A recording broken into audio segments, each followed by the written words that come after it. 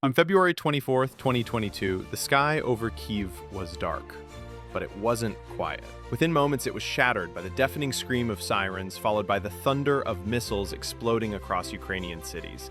Civilians jolted from sleep, mothers grabbed their children, elderly men cried in confusion. The nightmare that many thought unthinkable had begun. Russia had invaded Ukraine. But this wasn't just a war with tanks and soldiers. This war would unfold like no other in human history, not only on the battlefield, but across the internet, in group chats, on TikTok, through satellite feeds, hacked servers, and live streams viewed by billions of people in real time. This would be the first digitally televised global war, and everyone, from world leaders to school kids, would watch it unfold second by second. But why did it happen? Why would Vladimir Putin, one of the most feared leaders in the world, risk it all? Risk crippling sanctions, international isolation, the lives of his soldiers, and the fury of a united West, just to invade a country that had already declared its independence 3 decades earlier? To understand that, you have to look into the mind of a man obsessed with history, haunted by the fall of the Soviet Union, and terrified of one thing: a free and democratic Ukraine. Please do well to like and subscribe to this channel if you haven't, as an encouragement for more of this kind of content. For Putin, Ukraine was never supposed to exist on its own terms. He called it a mistake of history, a breakaway limb of Greater Russia.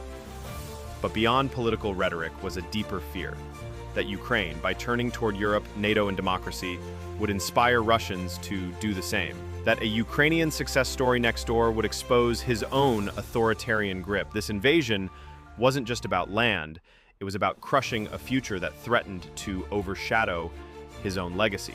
So in late 2021, satellite images began to show something terrifying: the slow, steady buildup of over 150,000 Russian troops along Ukraine's borders. Western leaders warned of war, Putin denied it. Most of the world watched in disbelief, until the tanks rolled in, the sky lit up, and the lie shattered like glass.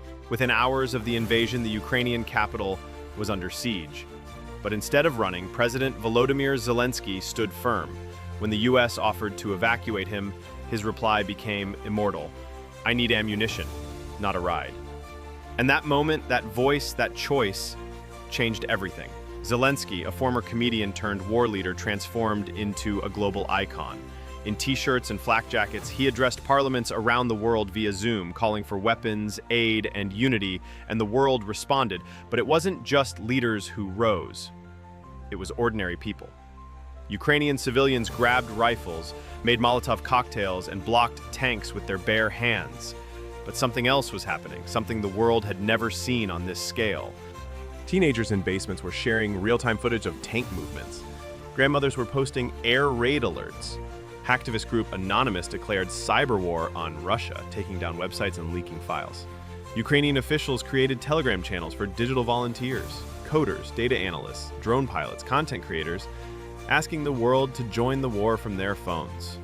This was warfare in the age of Wi-Fi. But Russia too was fighting digitally. Disinformation spread like wildfire. Deep fakes of Zelensky surrendering, Russian propaganda on TikTok, fake news, fake videos, real confusion. The truth was no longer just under attack, it had become a weapon. And yet, amid this digital chaos, one thing became clear: Ukraine was not going to collapse. Russia expected Kyiv to fall in 72 hours. Instead, they were met with stiff resistance, broken supply lines, and an army that refused to quit.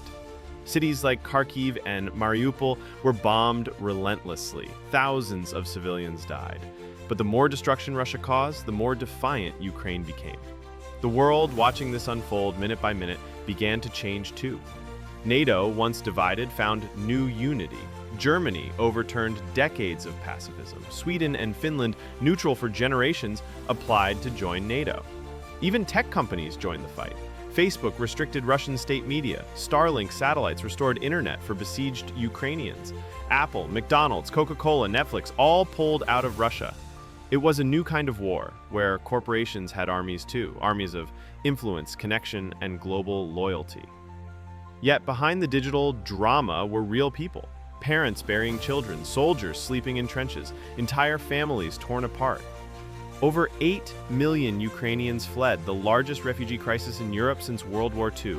And through it all, Russia pushed forward, fueled by a chilling vision of empire and a refusal to back down. The cost? Thousands of lives, a shattered economy, and a nation once feared turned into a global pariah. But Ukraine stood, battered, bleeding, but unbroken.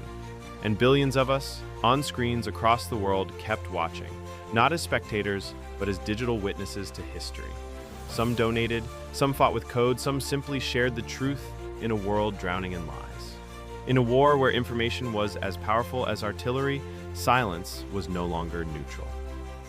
And so, the question remains, not just how this war ends, but what world will emerge when the last live stream goes dark? Because this was not just the story of Ukraine. It was the story of a generation that saw war not through newspapers, but through live feeds, hashtags, hacked servers, and viral resistance. A war where truth itself went to battle, and the whole world was watching.